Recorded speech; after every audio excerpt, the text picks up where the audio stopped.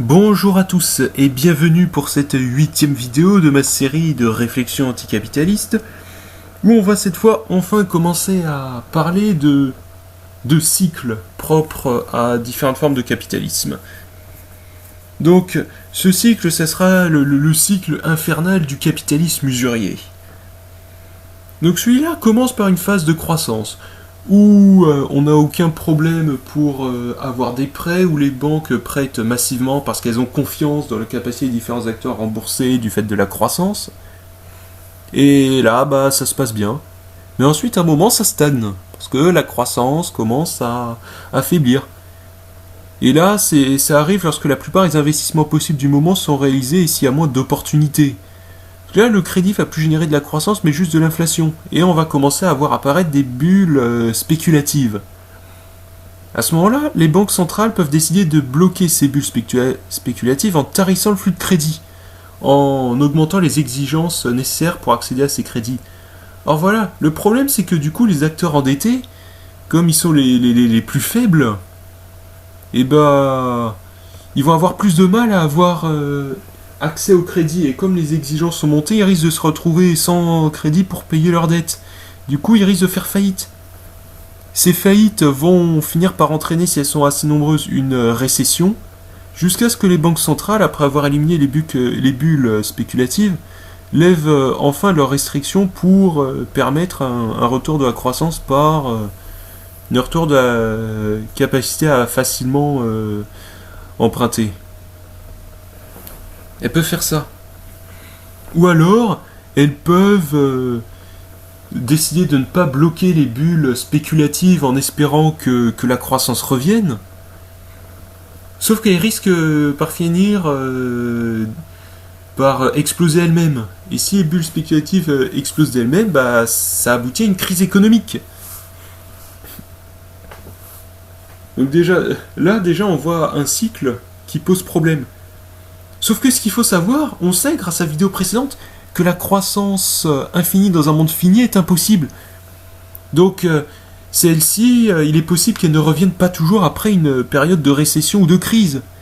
Et si la croissance peine à revenir après la récession, ça veut dire que les différents acteurs économiques ils vont continuer à avoir du mal à trouver liquidité pour payer leurs dettes ou pour leurs activités. Donc ça risque d'aboutir à d'autres faillites, dont celle des banques. Les faillites de certaines banques peuvent aboutir à la faillite d'autres banques à cause de l'interdépendance économique qu'on a actuellement, et on risque d'avoir un effondrement économique global. Et ça a de plus en plus de chances d'arriver du fait de la finitude de notre monde, dont découle la finitude de la croissance. Alors pour éviter cela, les banques centrales elles peuvent décider de lever toute restriction sur le crédit.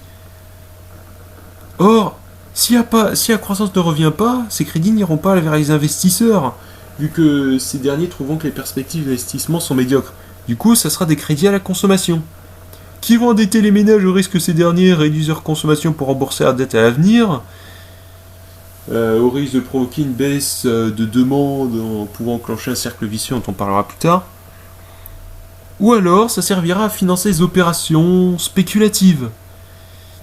Ce qui va engendrer à nouveau des bulles spéculatives que les banques peuvent soit décider de bloquer au risque de causer une récession, ou alors de laisser en place en espérant le retour de la croissance au risque de causer une crise économique.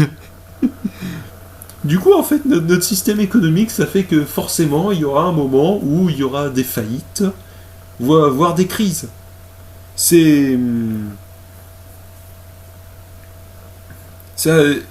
alors oui le cycle croissance, stagnation, récession voire crise, avec à cause de la finitude de notre monde, une croissance qui sera de plus en plus difficile à déclencher, donc de plus en plus de récessions et de crises potentielles.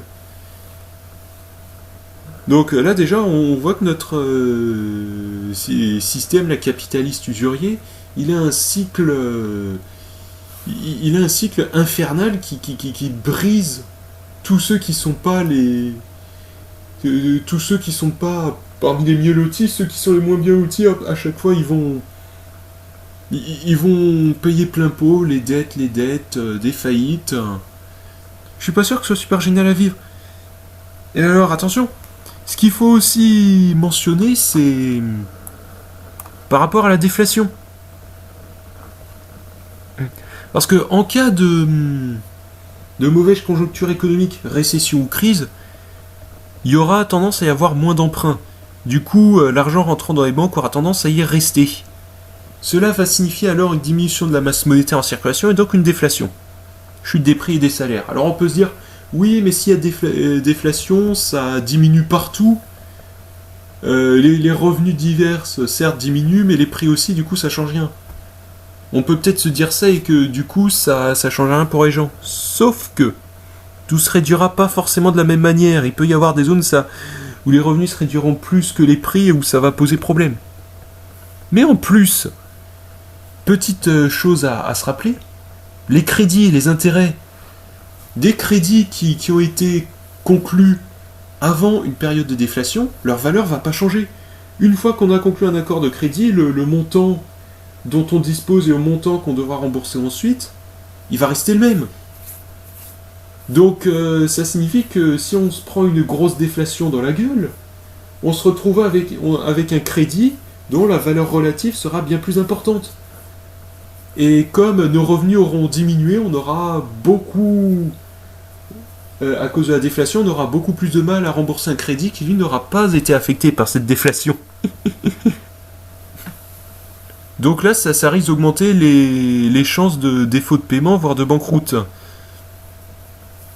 Bon, encore une fois, quelque chose de génial. Alors oui, on avait vu que l'inflation était nocive. Bon bah la déflation aussi.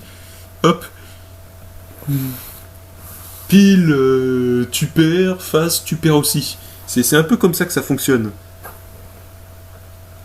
Et donc, alors en conclusion, on peut en conclure que notre capitalisme usurier, bah, c'est de la merde.